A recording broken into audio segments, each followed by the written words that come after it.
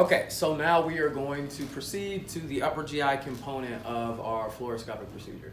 We have completed the esophagram, which was on the previous video. So you can check that out, make sure you're comfortable with it. Now for our upper GI, now if you're at a DR site, you're going to be utilizing the 17 by 17, 16 by 17, whatever they have for their cassette, but you will want to collimate in at that point. We're not going to collimate, we're going to utilize a 10 by 12 cassette, and on the majority of patients, that will be crosswise, is how we'll load it. Because for most people, the stomach is more of a horizontal, even if it's slightly vertical. There are some asthenic body habitus where you would do it this way. However, this is what we're going to do. So when we mark, we're going to mark the left side. On the AP, that's here. Again, on the PA, the left side is here.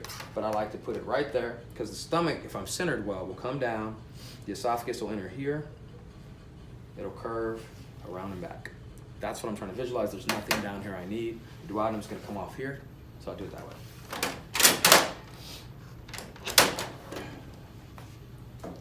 So I'm going to center up. My patient's chilling. She's had, at this point, for the fluoro, she has drank the thin barium, the gas crystals. The radiologist has rolled her all over the table, coated all the mucosa. We should get beautiful pictures for this. So once we're ready, I'm like, okay, ma'am, let me make sure she's straight. She's good to go down the table. And then I'm going to censor. Now your textbook is going to say midway between xiphoid, lower rib margin, midway between here and the mid-sagittal plane, lateral border, mid-sagittal plane, okay? So what I do, on our left side, obviously, there's a point, and I'm going to touch your belly, okay? There's a point where the ribs, when they split off from the sternum and they curve this way, there's right there is her stomach. That's where it's going to be. So I just kind of do that, and that's probably where I would center for Bailey. So again, you can picture her esophagus is going to come down, her stomach's going to curl this way, I'm going to cross right through her body, and the rest is there. So you can kind of start picturing it that way. So when you do these, you're good. Now one of the checks you can utilize is, I'm going to palpate your crest, okay?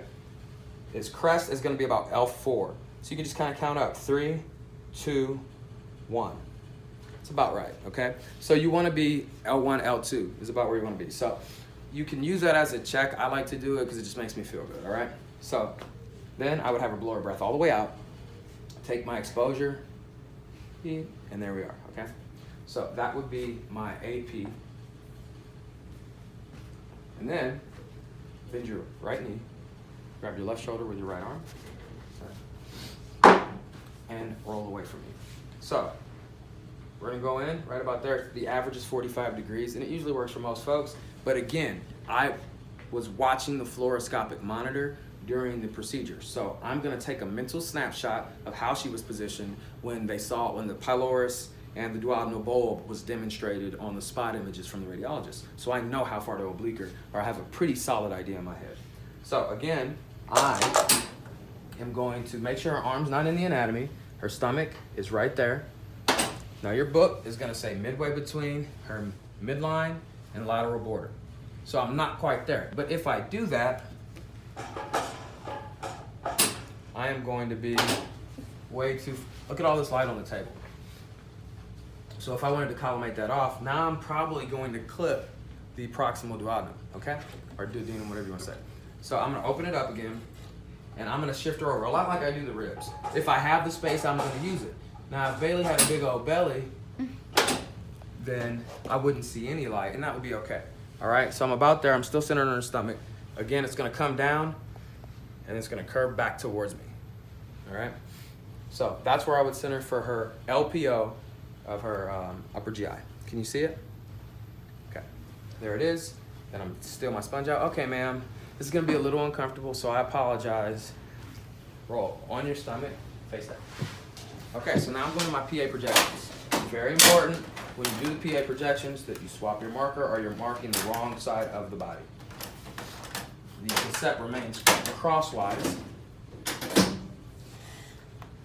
And now I can't use my rib trick, right? Like I'm gonna pull your shirt tight down. Okay. I can't use my same trick for the ribs because, well, they're not back here in the same position. So I'm just gonna palpate her crest briefly and just push in. Her crest is here. So that's 4, 3, 2, 1. That's about where I was before. That's where I'm gonna center. Again, her stomach is gonna come down and then it's going to curve to her left a bit, right? Boom, we're at the cardia, the fundus, the curvature curves it back around to, to her duodenum. So that's what we're looking at right there. So that's our PA. And again, blow your breath all the way out, hold it out, beat. Now, bend your left leg up towards me, just like that, kind of brace your body here and roll up slightly. Now again, the average is about 45. The smaller they are, then the less you need to oblique, most likely. But the primary key for doing that is going to be paying attention during the floral portion of the study. Press the hip. So I'm 4, 3, 2, 1. Height is good. I'm just gonna move in a little. And that's what I would do for that one. So it's very, very easy to get that. So that should be about right. Now I'm gonna do a right lateral to do the final projection. Man, roll all the way up towards me. Kind of put your legs on top of each other. If they're uncomfortable, I'll place a pillow between their knees as well. Just grab one out of the closet or whatever. Stack your arms, kind of like you're praying, and I'm straightening you out, okay? So back here, and then legs, and I'll just pull. And it's gonna line that up really easy, okay? Then, once they're straight, we flip the cassette lengthwise. We're gonna mark anterior, because that's the convention, and at the bottom. There's nothing down there. Make sure I'm good here. And then I'm just gonna do the crest, because that's the easiest. 4, 3, 2, 1. There. Your textbook is gonna tell you between mid-coronal plane and the anterior border. And on Bailey, that might work. I'm gonna come up to the head of the patient to look though, because I like to be able to see the mid-coronal in that. And then when I look at her body habitus and I'm visualizing her esophagus and where all that is located, I think that that's good. Make another note of the fact when you look at the radiographs, you see the anterior portion of the lumbar vertebral bodies. So we have those on there. So that's another mental snapshot to take. So you want to think of this as the whole body. So that's it. Blow your breath out, hold it, beep.